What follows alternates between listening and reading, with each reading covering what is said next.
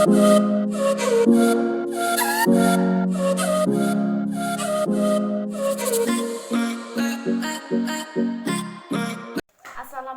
warahmatullahi wabarakatuh. Perkenalkan, nama saya Safa Mariska Aida, NIM 200401140110, kelas 2020B.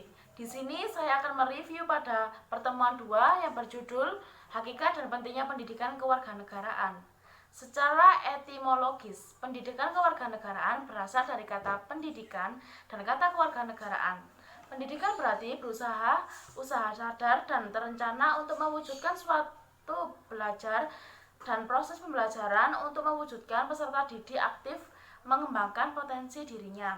Sedangkan kewarganegaraan adalah segala sesuatu intelektual yang berhubungan dengan warga negara. Secara yuridis, pendidikan kewarganegaraan dimaksudkan untuk membentuk peserta didik menjadi manusia yang lebih rasa berbangsa dan cinta tanah air. Secara terminologis, pendidikan kewarganegaraan adalah program pendidikan yang berintikan demokratis politik diperluas dengan sumber-sumber pengetahuan lainnya. Pengaruh-pengaruh positif dari pendidikan sekolah, masyarakat, dan orang tua.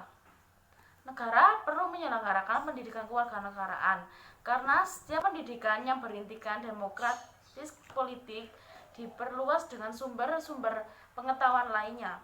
Pengaruh-pengaruh positif dari pendidikan sekolah, masyarakat, dan orang tua. Negara perlu menyelenggarakan pendidikan kewarganegaraan karena setiap generasi adalah orang baru yang harus mendapatkan pengetahuan sikap atau nilai dan keterampilan agar mampu mengembangkan warga negara yang memiliki watak atau karakter yang baik dan cerdas. Secara historis, PKN di Indonesia awalnya diselenggarakan oleh organisasi pergerakan yang bertujuan untuk membangun rasa kebangsaan dan cita-cita Indonesia merdeka. Secara sosiologi, PKN Indonesia dilakukan pada tataran sosial kultural oleh para pemimpin dan masyarakat yang mengajak untuk menuntas tanah air dan bangsa Indonesia. Selanjutnya, saya akan mereview pada pertemuan 4 yang berjudul Identitas Nasional. Identitas nasional dibentuk oleh dua kata dasar. Ialah identitas dan nasional.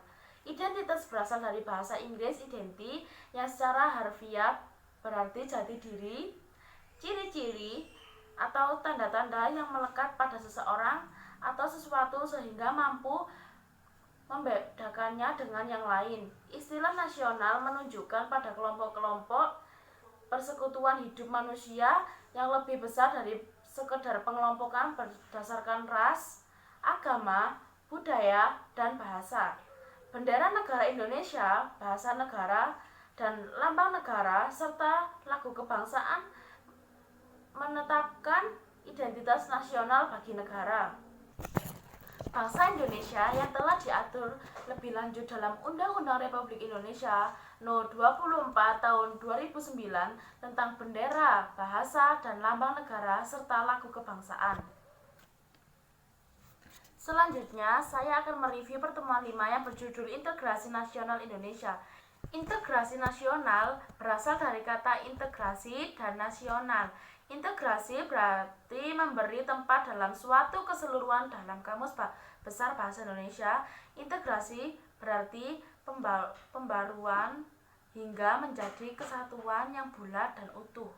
Kata nasional berasal dari kata nation Inggris yang berarti bangsa sebagai persekutuan hidup manusia.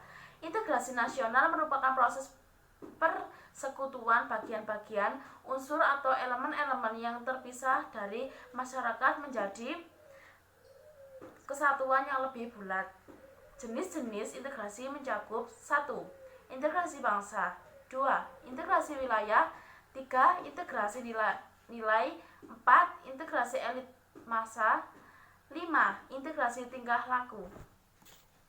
Pengembangan integrasi dapat dilakukan melalui 5 strategi dan pendekatan, yaitu 1. Adanya ancaman lembaga dari luar, 2. Gaya politik kepemimpinan, 3. Kesatuan lembaga-lembaga politik. 4. Ideologi nasional. 5. Kesempatan pembangunan ekonomi. Selanjutnya, saya akan mereview pertemuan 6 yang berjudul Konstitusi dalam Kehidupan Berbangsa Negara.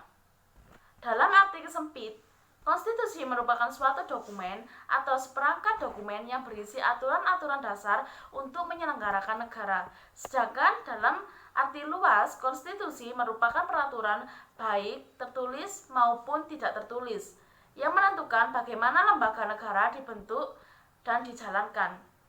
Konstitusi diperlukan untuk membatasi kekuasaan pemerintah atau penguasa negara, membagi kekuasaan negara, dan memberi jaminan HAM bagi negara-negara.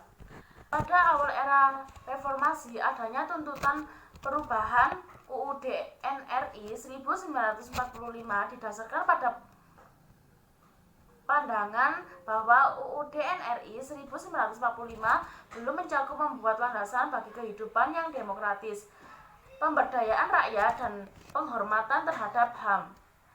Dalam perkembangannya, tuntutan perubahan UUD NRI 1945 adalah kekuasaan tertinggi di tangan MPR, kekuasaan yang sangat besar pada presiden, pasal-pasal yang terlalu luas sehingga dapat menimbulkan multifasir, kewenangan pada presiden untuk mengatur hal-hal penting dengan undang-undang dan rumusan UUD 1945 tentang semangat penyelenggaraan negara belum cukup didukung ketentuan konstitusi yang sesuai dengan ketentuan reformasi.